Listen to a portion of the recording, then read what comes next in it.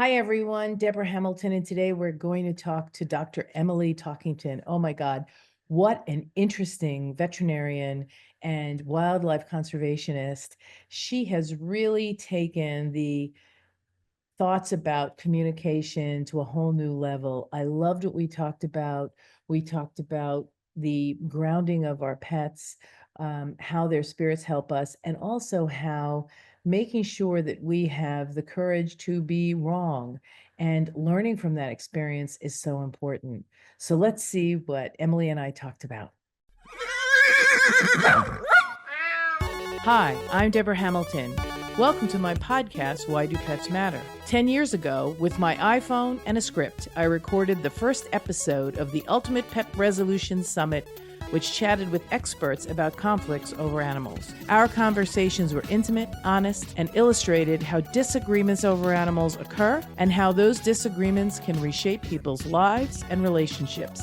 In November 2019, I started Why Do Pets Matter, a new podcast that continued these informative discussions. I'm so excited to have you here with me, continuing my exploration into a more meaningful conversation about why pets matter to all of us. My guests and I will share ideas, stories, and experiences straight from the heart, unscripted and holistic. From the bravest moments to the most brokenhearted, we will explore how to resolve disagreements over animals differently. One thing I know for sure is I want to have more meaningful conversations that will help all of us unlock that deeply felt human-animal bond that drives the emotions of conflict.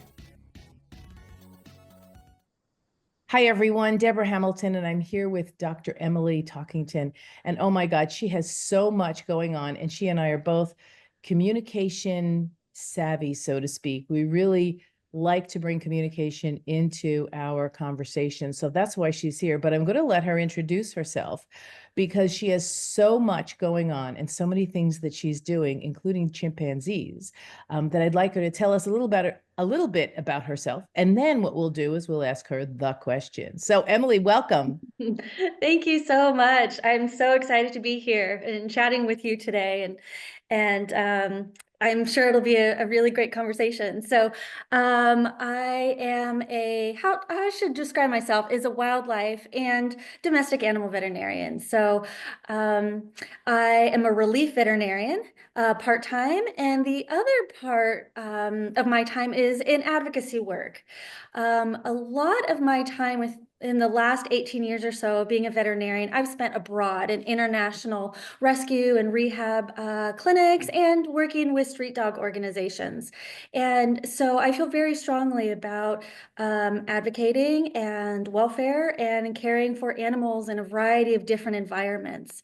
The places that I've been to have been varied, all throughout Africa, Asia, South America, the Caribbean. And so I've worked with a variety of different cultures, a variety of different people, a variety of different species, and it all requires a different ability and a little bit of adaptability and flexibility in how you communicate with others. And so that is something that's very important to me, not only in my work internationally, but also my relief work here with cats and dogs and pet owners. So the advocacy work I'm doing now is on wildlife trafficking and trade, and chimpanzees are one of my favorites. They're the closest to my heart.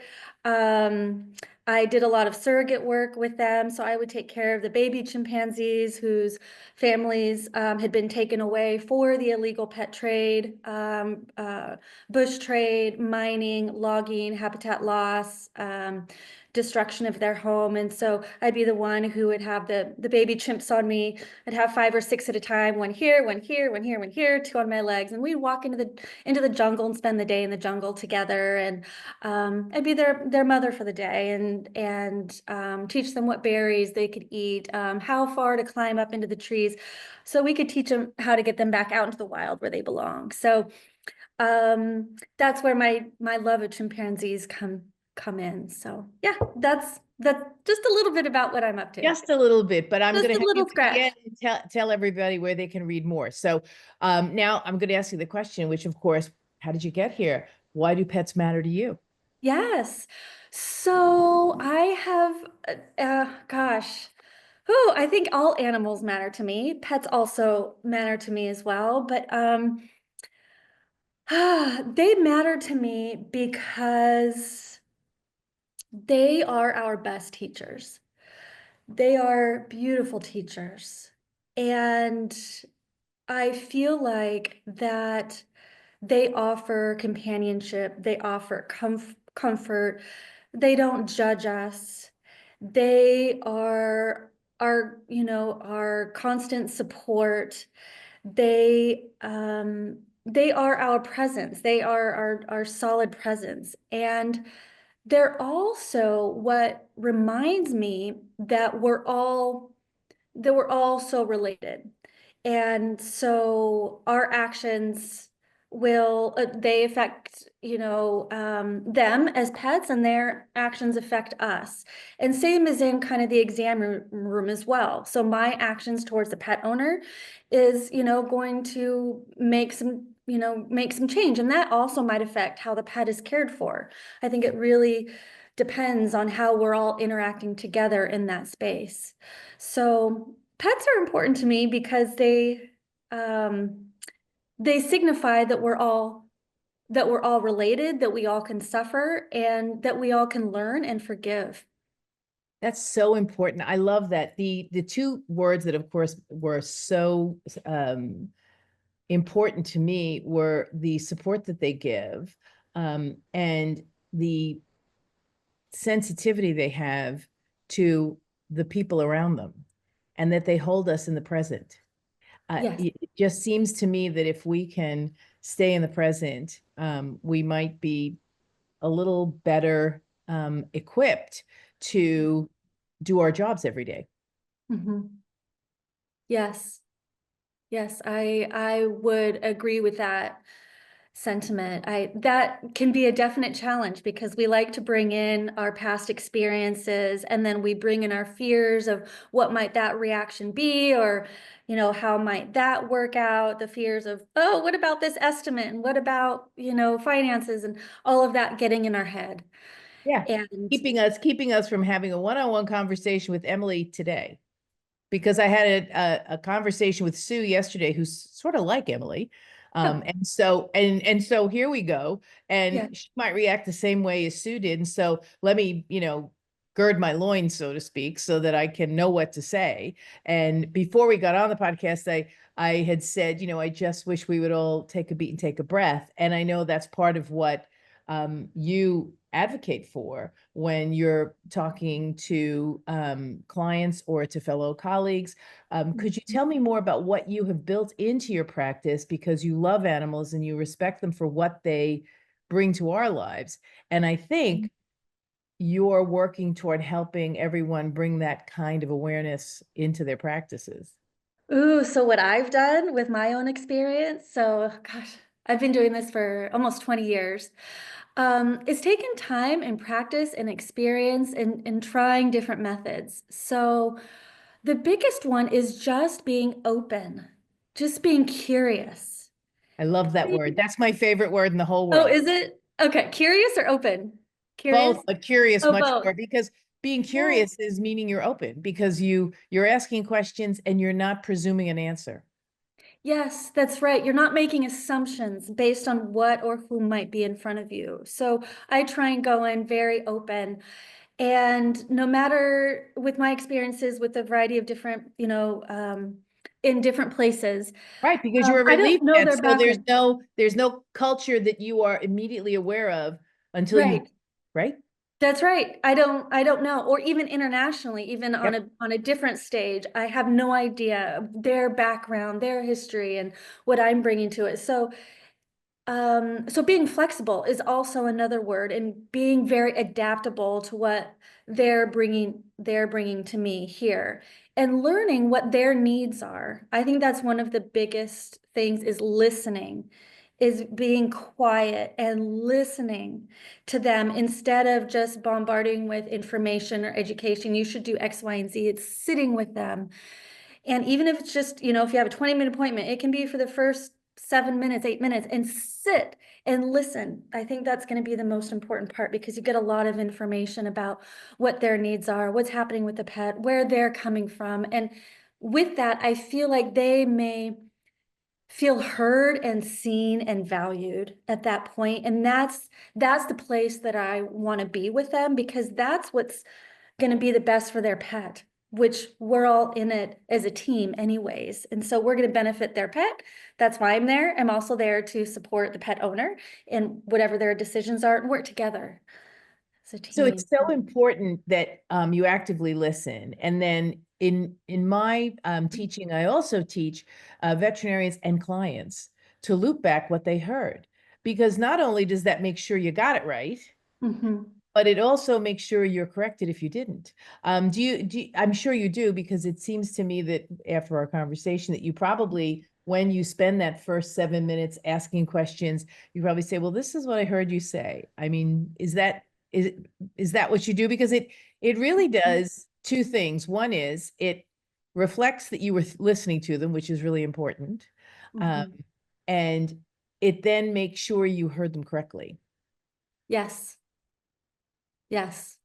That's that's my goal. And Right. that's That's probably key. the most important part, is making sure that they're feeling heard, seen, and valued, and part of the project. And I want them to feel secure and confident in my ability to care for our team of helping their pet. So I'm on the floor with their pet. I greet their pet first. I'm with their pet, talking to them. What a beautiful coat you have. Oh, and then I go to them. So And so yeah. what do you do? I love asking this question. Oh, sure. Why do pets matter in the event that a client is not necessarily being their best selves? Mm, I honestly sit with them and I breathe. I breathe with them.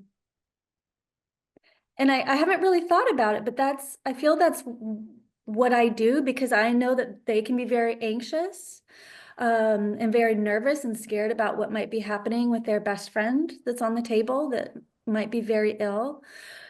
So I go in and I breathe. And I A think lot that of times just making that effort, people will see that and go, okay, she's okay, and she's I'm okay. breathing, she's present in the room with me. Yes. And I think that your practice of taking that first 5 or 7 minutes of the appointment to come in and breathe yourself, because you're coming from one room to another room to another room to another room. So you're on roller skates. So we have to recognize that veterinarians only have so much time, and their Yeah. vet techs are telling them information before they get in the room that they may or may not want to confirm. And some people think, oh, let me go in and confirm all this information. Um, and I think the practice that you have brought to the fore is that, yes, you got all the information from the vet tech about everything that they're concerned about. And then you come in, you breathe, because that takes you from one room to the next. And so you breathe. Mhm. And then they recognize if you ask that question. So tell me, what's up with Fluffy? Probably that's your first question, or some permutation of that question is your first Mhm. question. And then you take that 7 minutes and maybe, possibly, if most pet owners I find have diarrhea of the mouth, so they will be talking for a long time. Most of them, some of them are very stoic, but most of them, are like, no, this is what's happening. And I looked this up on Dr. Google. And that's my other question. What do you do when they say that? Because some veterinarians get very offended. And I always say, if somebody does research for me, I am going to say, thank you so much, because this will be great reading for me tonight. But let's see how it might apply to Fluffy now. Instead of Yeah. saying, you don't know what you're talking about, he doesn't even present that way. There's no reason to need to be right. I think what your practice seems to show, which is what I always advocate for, is getting it right. The other aspect too is that when I enter a room, I always make sure, after I greet their pet, I always make sure to say, how are you as a person? How are you, Mrs. Anton, today? How are you? This must be hard for you. And even if it's a regular visit, we all know that most pets don't come in happy to the vet, Mhm. Right. Yes. especially if they're a cat. They Right. Yes. definitely don't come in happy to the vet. Yes. Uh, Yes. So they've had all of this agita before they come into the practice. And I, Mhm. I think you probably see cats and dogs, right? Yes, I do. I see both. Yes. So Yes. so there's always that Megillah that you have to overcome. Mhm. And so I love that you check in and ask how they're doing. If the Mhm. dog is really happy and doesn't mind seeing the vet, you probably don't have to go any further. But if the dog or cat is really unnerved, it makes the owner unnerved. That energy is being transferred. Like we said at the beginning, when you said they have our energy, they hold, yeah, and we hold Yeah. their energy too. Yes.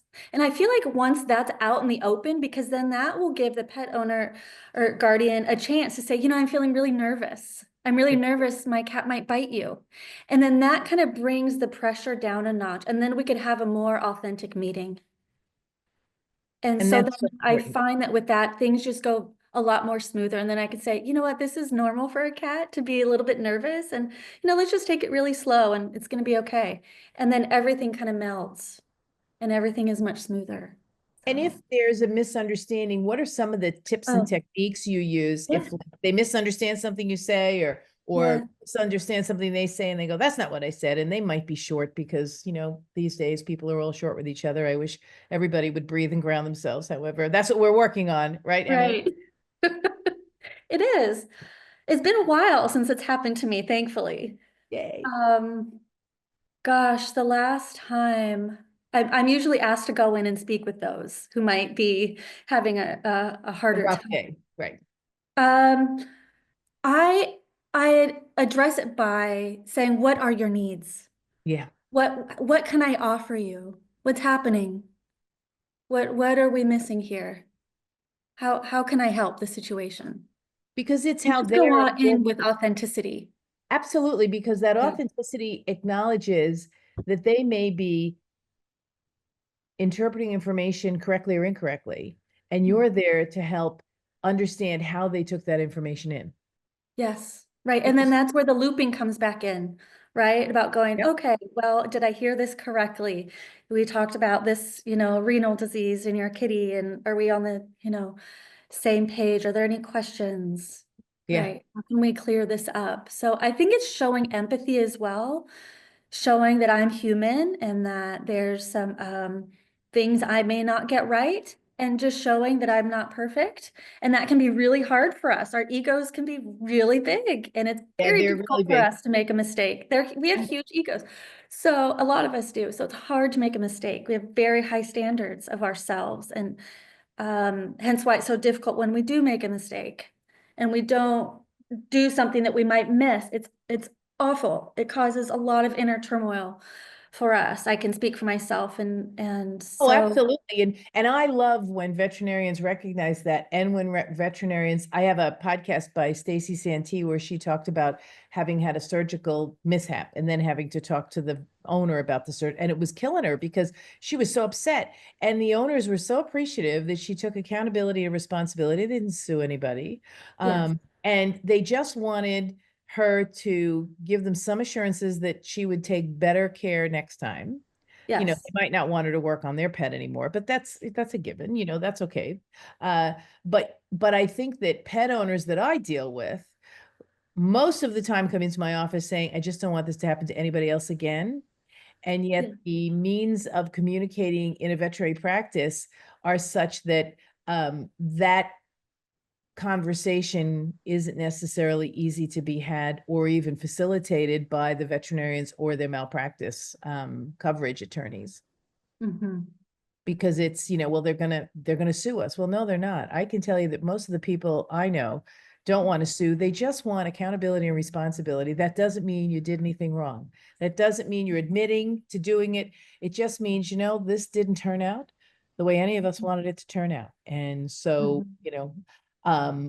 I'd love to take a minute to pivot just a bit because you touched on something that's so important to me. I do a lot of work over with endangered species in Mm. Africa because Mm. luckily I've connected with some of the groups that save the pangolins, who are an endangered species, and it seems to me that knowing the culture and being able to speak to the farmer whose garden was just run over by elephants, there Mhm. is no fence.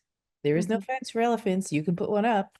and God is laughing at you while you're putting up that fence. But yet the community is benefited by ecotourism. But in doing so, the ecotourism animals don't necessarily stay on their plot of land. Mhm. So that cultural thing, talking to people about the care of the animals, the need for understanding the impact of keeping these animals on the locals as well as the ecotourists. Tell me a little bit about what you've been doing, because it seems so wonderful that you've taken the time to really explore the different cultural needs, expectations, desires of people who are dealing with endangered animals. Mhm. Yeah, thanks for asking that question. I feel that, the work that's there, it's been a wide variety of work, but I think some of the work I value the most is the work I've done with poachers. And so those who are the ones who are killing the elephants, right, for their meat, or the gorillas, or the chimps, or the monkeys, or pangolins, Yep. um, and working with them and empathizing with where they are coming from as a human, what their basic needs are that they're trying to get met, and knowing that our suffering is all the same. So nobody wants to suffer. The animal doesn't want to suffer. The poacher doesn't want to suffer. I don't want to suffer. Nobody wants to suffer. So it's basically understanding their viewpoint, empathizing with them, where are they coming from? And so with the poachers, instead of going at it as like, you're wrong, we're right, it never works.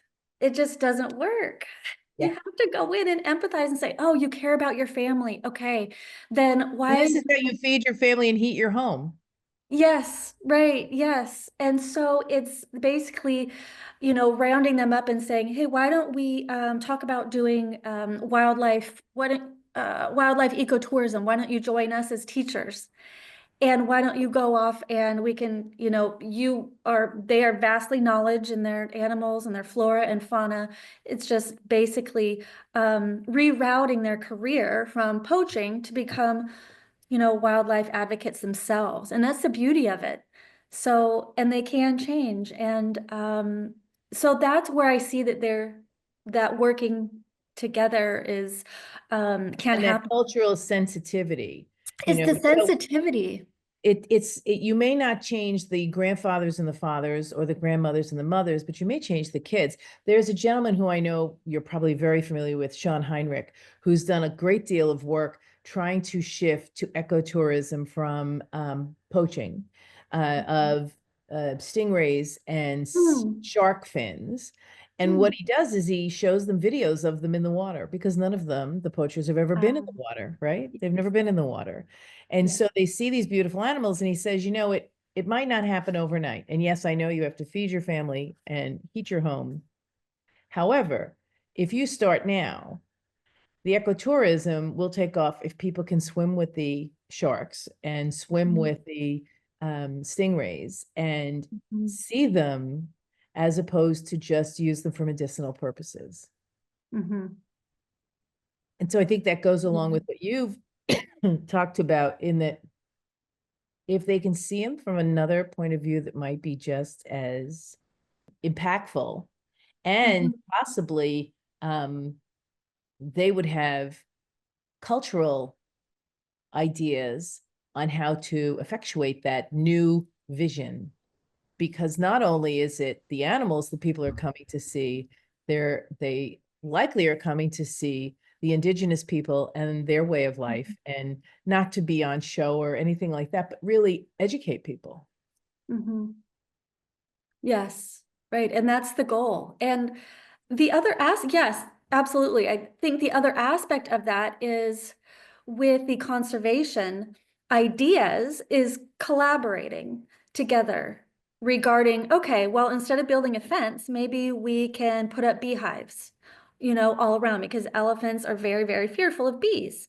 So that's something that's very eco-conscious and friendly. Well, go bees. Not But literally, but figuratively friendly, yeah, because you definitely have to be a good beekeeper in order not to have the same reaction to bees that the elephants do. exactly. Yes. But that, but working together, collaborating, finding creative ways to actually, they could beekeep and make honey at the same time as keeping elephants at bay from them not damaging their fields. That kind of fence works really well.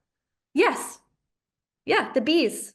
That just an example of creativity that can happen. So there's a happy medium. There's a win for all And so situation. You're right, it's sensitivity.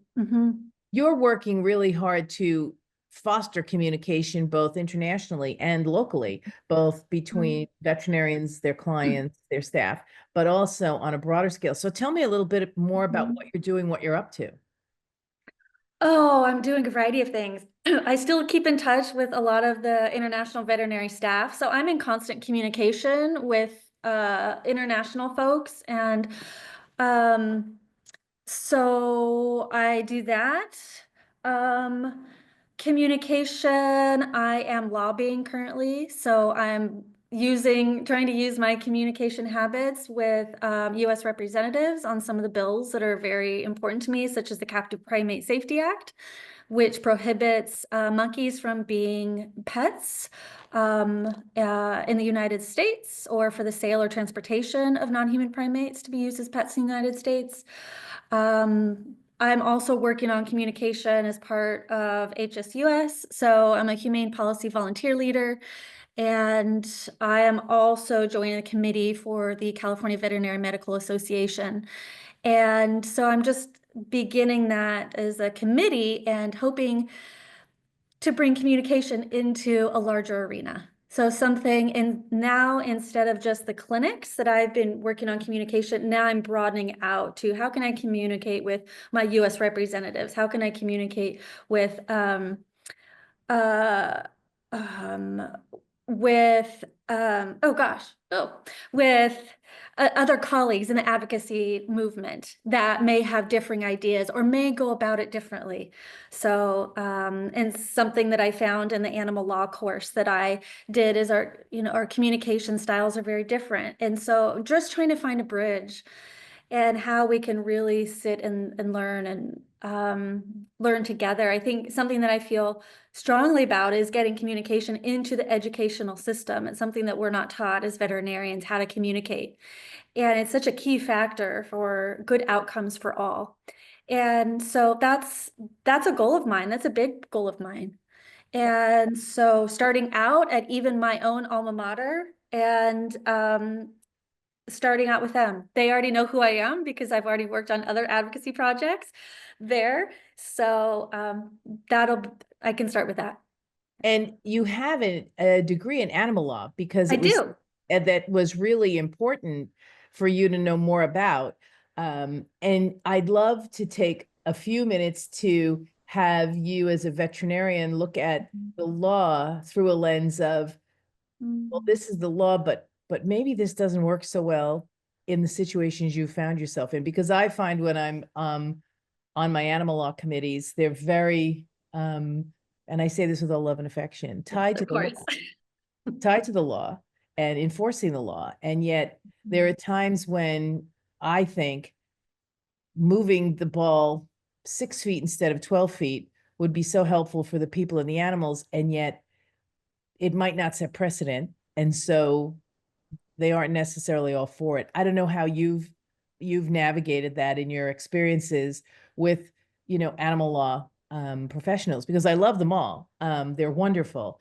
And I wish they would um, think about some collaborative Mhm. baby steps that enable the people who are blocking the change to see that Mhm. it didn't kill them, literally and figuratively, right? That it Mhm. really might work, and to give it a little bit of a teaser. I don't know how you feel about that. That's my big mission, is to enable people to figure out what they can do in Mhm. small increments, what they're Mhm. willing to do in small increments, and then once they do it and see that it hasn't created the issue that they thought it would, they might be able to create and move forward for a little more increment. Mm. Yes, yes. I'm just trying to think of how this is manifested and yes, it is taking those small little changes and having faith and just taking that leap. Taking that leap. And So, appreciating when they do take the little leap. yes. Yes, because and I maybe I take it for granted because I don't mind taking leaps and so it's just I thrive.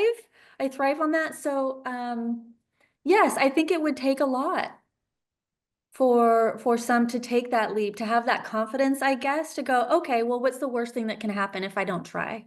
Yeah. What's the Nothing will worst move. thing? Nothing will move. I remember when they were working on the elephants coming out of Ringling Brothers, which they lost. But the elephants were removed because of public sentiment. I said to them, imagine had you taken a few minutes to offer incremental changes Mm-hmm. so that they could see their way forward to either removing animals from circuses or Mm-hmm. um, giving them time off or working collaboratively with caregivers or whatever it would have taken. Because a number of veterinarians I've spoken to said, well, I got into veterinary medicine because I loved going to the circus Mm. because they didn't see behind the screen, right? Mm-hmm. Mm-hmm. And maybe the first chimpanzee you saw was in a zoo or in a Yeah. circus. And of course, Yes. that isn't where anybody wants a chimpanzee to be. Yes, actually, that is where it happened. There was a chimpanzee laboratory based just near UC Davis, and that's where I grew up. I would ride my bike by there and say, "Oh, I can't hear them. I can't see them. I wonder what's going on inside." Yeah. Yeah. Yep. So it was a young child. Yeah, it was. I knew when I was 5. Yeah. Oh, But I that's need what to I do was going to something get about into. that. Yeah. But So it's but it's about creating that space that, as you said, going full circle, walking in, taking a breath, and yes. hearing and I always say to my clients who are in conflict with someone, I said, you know, being the second talker is always smarter. Mm. Being the first listener. Mm-hmm. Mm-hmm. And if you go in that way, right, and I'm sure you do, you can find the nuggets, those golden nuggets that you can pull out that show that both of you or all of you are somewhat on the same page that you might have missed because you're so focused on what you're not on the same page for. That's right. That's exactly right. And that can go for any conflict anywhere, not just in a veterinary clinic room. It can Yep. go for anything. It can go for life issues with themselves. Yeah, Oh, absolutely. all When of I it. have arguments with my husband, I have to stop and think. So perfect, I'm Yeah. not. Perfect, I'm not. I can catch myself and say, "Holy crap!" Um, but it's interesting because if you take the time to find what we all are in here for. So whether it's the small vision, which is we're all here to make sure Fluffy has his best life, or we're all here to make sure chimpanzees live a safe and natural life as much as they can, given where they find themselves, because as you said, they're in the present. They don't know what they're missing 9 times out of 10, or maybe they were taken out of the wild, like the wild horses were taken out of the wild and warehoused in fences.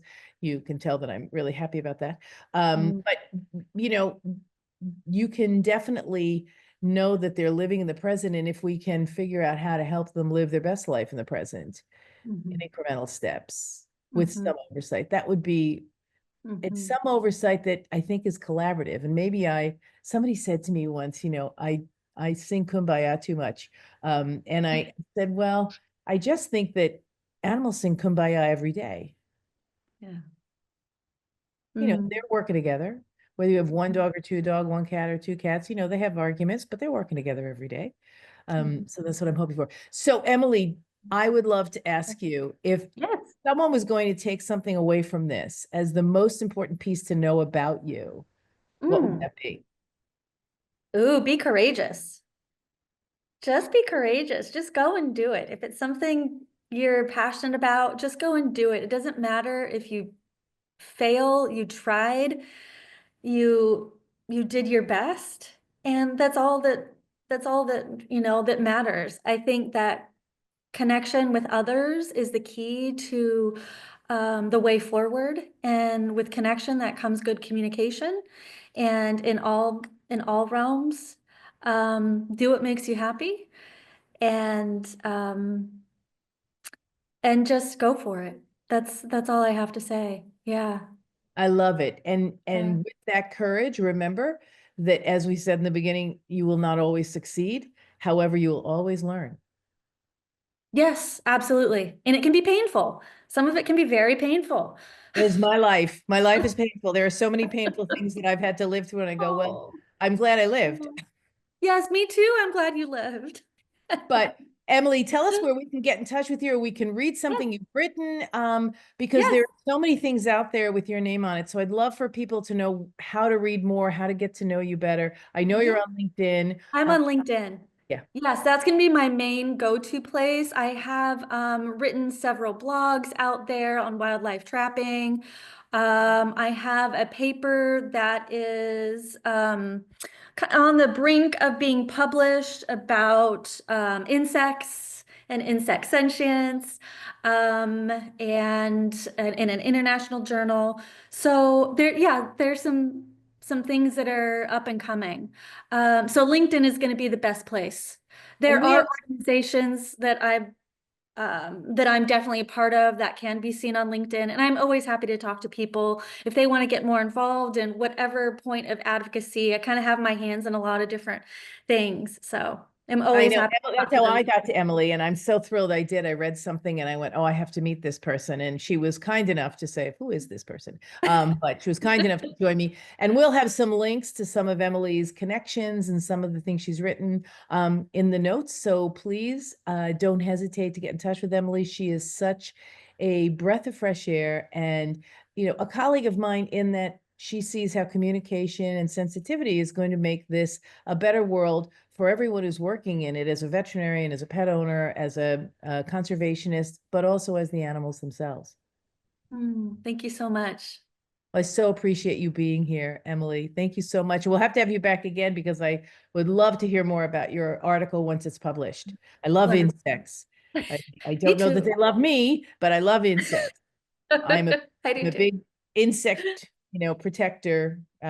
None of the stuff that goes out. But so this is Debra Hamilton. You've been listening to Why Do Pets Matter?